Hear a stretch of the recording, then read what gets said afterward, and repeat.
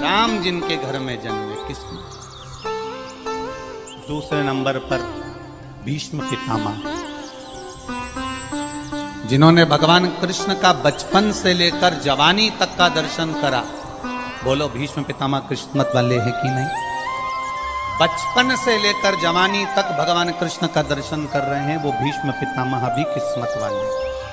और तीसरे नंबर पर है गिद्धराज जटायु, जो अपने प्राणों को त्यागा तो राम जी की गोद में त्यागा। किस्मत वाला है कि नहीं? बोलो बोलो, जम के बोलो, है ना? अब दशरथ जी के घर में राम जन्मे, किस्मत वाले हैं। भीष्म पितामह ने भगवान कृष्ण का दर्शन किया, किस्मत वाले हैं। गिद्धराज जटायु की गोद में, राम जी की गोद में गिद्धराज जटायु अपने प्राणों को त्यागा, किस्मत वाला है कि नहीं? पर अगर इन तीनों को भी देखा जाए कि इन तीनों में भी प्रबल किस्मत वाला कौन सा है, बहुत भाग्यशाली कौन सा है, प्रबल किस्मत लेकर कौन पैदा हुआ, तो बताओ कौन पैदा हुआ? गिद्धराज जटायु। दशरथ जी के घर में राम जन्मे, पर दशरथ जी के जब प्राण छूटे तब राम सामने नहीं थे।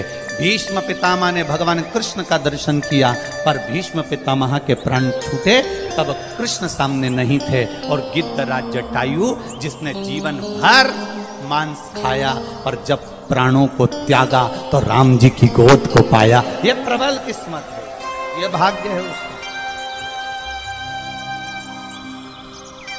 गिद्धराज जटायु की कथा कहती है, बचपन गया जाने दो, जवानी गई जाने दो, अधेड़ी गई जाने दो, पर बुढ़ापा बिगड़ने।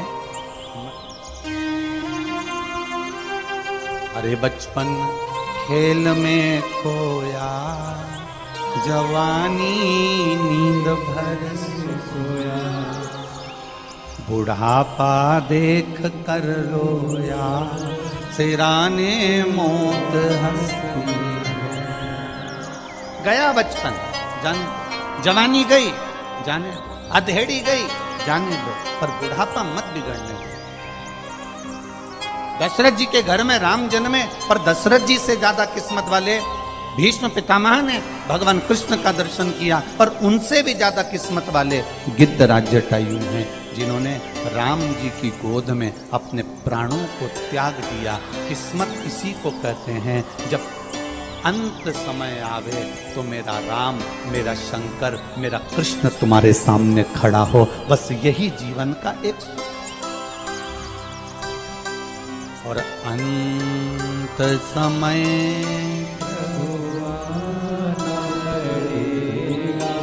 आप लोगों को आता है ना? जरा जम के बोलो जरा, अंत समय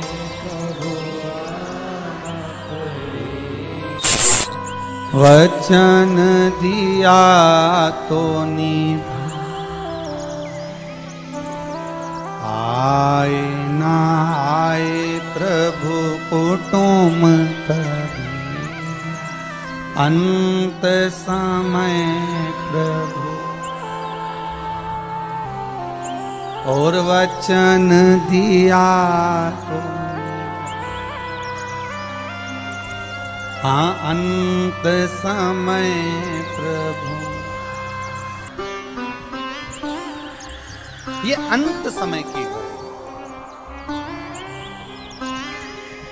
अंत समय परमात्मा का दीदार हो जाए, अंत समय परमात्मा की भक्ति हो जाए। अभी क्या चल रहा है? सावन। हमने पहले कथाओं में कहा, आप लोगों ने स्मरण में रखा होगा, 12 महीने शंकर जी को 1 लोटा जल चढ़ाओ, पर सावन के महीने में शंकर जी को जम जम के बोलो जरा, 2 लोटा जल चढ़ाओ। शिव जी को 2 लोटा जल।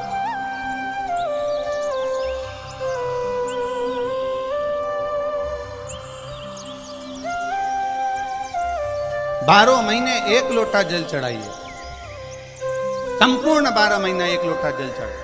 पर जब सावन का महीना आए तो अपने हाथ में 2 लोटे होना चाहिए। भले 1 लोटे के ऊपर दूसरा लोटा रख के लेके जाओ, मंदिर में जाओ, अंदर पहुंच जाओ, दोनों लोटों को हाथ में ले और दोनों की धार एक साथ मेरे देव अधिदेव महादेव को समर्पित करो। दोनों की धार।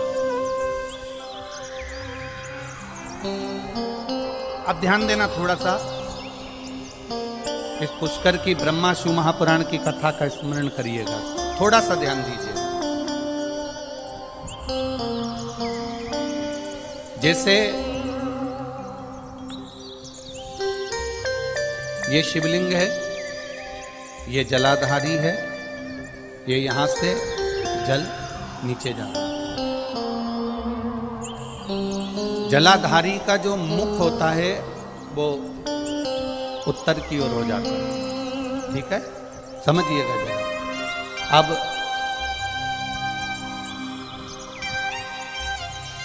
अगर मान लो लड़का 35 साल का हो गया, 36 साल का हो गया, बेटी की शादी नहीं हो रही, 35 साल हो गए, 36 साल हो गए, 40 साल हो गए, देवर देव की शादी नहीं हो रही है, किसी की शादी नहीं हो रही है, तो उसको समझना है सावन के महीने में आप जो 2 लोटा जल लेकर जा रहे हो, उस जल को जहां जलाधारी से पानी बाहर बह रहा है, जहां जलाधारी से, जैसे ये शिवलिंग है, ये गोल जलाधारी, यहां से पानी बह रहा है, तो जल चढ़ाते समय जब आप जल को समर्पित करेंगे दोनों लोटे से, तो धार यहां से लगाते हुए धार को आपको इस शिवलिंग पर पूर्ण समर्पित करना है। कहां से चालू करेंगे? ये जलाधारी जो बनी हुई है अशोक सुंदरी का स्थान, किसके स्थान से? अशोक सुंदरी के स्थान से। अगर लड़के की शादी, लड़की की शादी ना हो रही हो, 35 साल, 40 साल, 42 साल के हो गए, विवाह का कोई योग ही नहीं बन रहा, 28 साल, 30 साल हो गए, बहुत प्रयास कर ले, तो एक सावन के महीने का नियम, 2 लोटे जल लेकर देवाधिदेव महादेव के सामने जाइए। यहाँ अशोक सुंदरी वाली जगह से दोनों धार एक साथ चढ़ाना प्रारंभ करिए और करते करते वो धार शंकर भगवान के शिवलिंग पर ले जाकर छोड़ दीजिए। ये सावन के महीने के अगर आपने मात्र 7 दिन भी लगातार अगर ये धार आपने चढ़ा ली है, तो देवाधिदेव महादेव की कृपा से 3-4 महीने में सूचना आपको प्राप्त हो ही जाती है। जल की महत्व, बोल बम का नारा है, जल की मूलता को पहचान। अब दूसरा क्रम स्मरण करिए। मान लो तुम्हें लग रहा है कि मुझे डॉक्टर को दिखाने जाना है और कोई बड़ा रोग ना बता दे, कोई बड़ी बीमारी ना, एक आया पत्र देखिए।